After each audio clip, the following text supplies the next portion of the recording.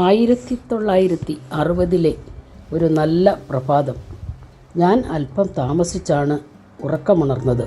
ഇളയ പിള്ളേർ വായിച്ച് പഠിക്കുന്ന ഒച്ച കേൾക്കാം. എന്തായാലും ഇന്ന് സ്കൂൾ അവധി ദിവസമാണല്ലോ. ദാ അമ്മ വിളിക്കുന്നു. ഇന്ന് തേങ്ങ വെട്ടാൻ ആള് വരും. നേരത്തെ വല്ലതും കഴിച്ചിട്ട് നിങ്ങൾ പറമ്പിലോട്ട് ഇറങ്ങിച്ചെല്ല്. ഇളയ പിള്ളേർ കേൾക്കാത്ത താമസം പുസ്തകങ്ങൾ അടച്ചു വെച്ചു. റെഡിയായി. തെങ്ങ് കയറ്റക്കാരൻ എത്തി. അമ്മ ഇറങ്ങി വന്ന് അയാളോട് സംസാരിച്ചു. രാവിലെ തുടങ്ങിയാൽ ഉച്ചയാകുമ്പോഴേക്കും പണി തീർക്കാം. അയാൾ പറമ്പിൻ്റെ ഒരു മൂലയിൽ നിന്നും തെങ്ങിൽ കയറി തേങ്ങ വെട്ടിയിട്ടു തുടങ്ങി. ഉണക്കലും നല്ല വിളഞ്ഞതും അരയ്ക്കാൻ പരുവത്തിനുള്ളതും ഇതൊക്കെയാണ് തേങ്ങയുടെ പരുവം. ഞങ്ങൾ പിള്ളേർ ചെറിയ കുട്ടകളിൽ 5-6 തേങ്ങ വീതം ചുമ്മി പെറുക്കി കൂട്ടി തുടങ്ങി. 1 മണിക്കൂർ കഴിഞ്ഞു കാണും. തെങ്ങ് കയറ്റക്കാരൻ 1 കുല കരിക്ക് അടത്തിയിട്ടു. ചുവട് വെട്ടി ഞങ്ങൾക്കെല്ലാവർക്കും കുടിക്കാൻ തന്നു. കരിക്കിൻ വെള്ളം കുടിച്ചപ്പോൾ നല്ല എനർജി കിട്ടി. കുറേ കരിക്ക് പൂളി തന്നത് ഞങ്ങൾ തിന്നുകയും ചെയ്തു. അമ്മയ്ക്ക് ഒരു കരിക്ക് വെട്ടിയത് കൊണ്ടു കൊടുത്തു. അമ്മ പറഞ്ഞു, ആരാണ് കൂടുതൽ തേങ്ങ പെറുക്കി കൂട്ടുന്നത് അവർക്ക് ഒരു സമ്മാനം തരുന്നുണ്ട്. ഇതമ്മയുടെ സ്ഥിരം പണിയാണ്. പശുവിന് പുല്ല് പറിക്കാൻ അമ്മ ഇതുതന്നെയാണ് പറയുന്നത്. സമ്മാനം എന്താണെന്നോ? രാവിലെ അല്പം പാല് കിട്ടും, അതുതന്നെ. പക്ഷേ തേങ്ങ വിൽക്കുമ്പോൾ അമ്മ ഞങ്ങൾക്കൊരാൾക്ക് കമ്മലോ ചെറിയ മാലയോ ഒക്കെ വാങ്ങിത്തന്നിരുന്നു. ഇന്നത്തെ സമ്മാനം എന്താണാവോ? ആർക്കാണോ അറിയില്ല. തെങ്ങ് കയറ്റക്കാരൻ പണി തീർത്തു.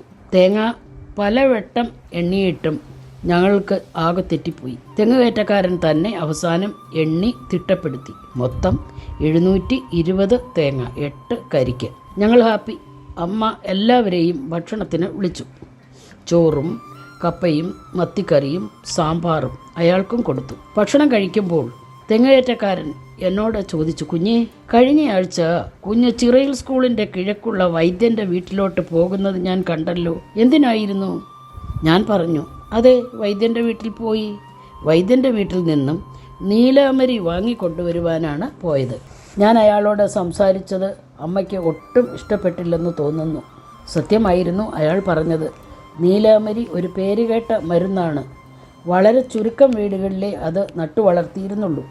വൈദ്യൻ്റെ മകൾ ലളിത എൻ്റെ കൂട്ടുകാരിയാണ്, എൻ്റെ ക്ലാസ്സിൽ പഠിക്കുന്ന കൂട്ടുകാരി. കൂടാതെ വീട്ടിൽ തൈലം, എണ്ണ, ലേഹ്യം ഇതെല്ലാം ഈ വൈദ്യനായിരുന്നു വന്ന് ഉണ്ടാക്കി തന്നിരുന്നത്.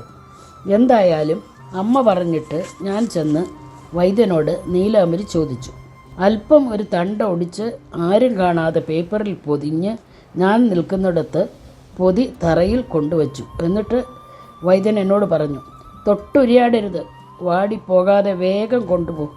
ഞാൻ വായ മുറുക്കെ അടച്ചു. തറയിൽ വച്ചിരുന്ന പൊതി കയ്യിലെടുത്തു. വായ ഒന്നുകൂടെ മുറുക്കെ അടച്ചു. കാലുകൾ നീട്ടി വെച്ച് വേഗത്തിൽ നടന്നു. എനിക്ക് വല്ലാത്ത ചങ്കടിപ്പ്. ഒന്ന് വായ തുറന്ന് സംസാരിക്കാൻ കഴിഞ്ഞെങ്കിൽ. ദൈവമേ, എൻ്റെ ക്ലാസ്സിൽ പഠിക്കുന്ന ലക്ഷ്മിയാണല്ലോ എതിരെ വരുന്നത്. ഞാൻ കണ്ട ഭാവം നടിക്കാതെ മുൻപോട്ട് നടന്നു. ലക്ഷ്മി പല കാര്യങ്ങൾ ചോദിച്ചിട്ടും ഞാൻ ഒന്നിനും മറുപടി പറഞ്ഞില്ല. മുൻപോട്ട് തന്നെ നടന്നു.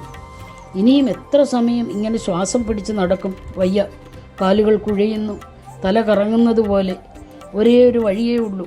നീലാമരിയുടെ പൊതി ഞാൻ താഴെ വെച്ചു. വായ് തുറന്ന് ഉറക്കെ സംസാരിച്ചു എന്നോട് തന്നെ. ഒരു മൂളിപ്പാട്ടും പാടി നിർത്തി. വീണ്ടും പൊതി കയ്യിലെടുത്ത് വായ് മുറുക്കെ അടച്ച് ഒറ്റ ഓട്ടം. വീട്ടിൽ ചെന്നാണ് ഓട്ടം നിർത്തിയത്. നീലാമരി അടുക്കളയിൽ കടന്ന അരിപ്പെട്ടിയുടെ മുകളിൽ വച്ചു. ആശ്വാസമായി. ഒറ്റ ശ്വാസത്തിന് അമ്മയോട് പറഞ്ഞു, അമ്മയെ വൈദ്യൻ പറഞ്ഞു തൊട്ടുരിയാടരുത്. അരകല്ലിൽ അരച്ച് അതിരാവിലെ ഗോമൂത്രം കലക്കി വെറും വയറ്റിൽ കുടിക്കണം. ഇപ്പോൾ നിർത്തുന്നു കഥ. കാത്തിരിക്കുക വീണ്ടും ഒരു കഥയ്ക്കായി.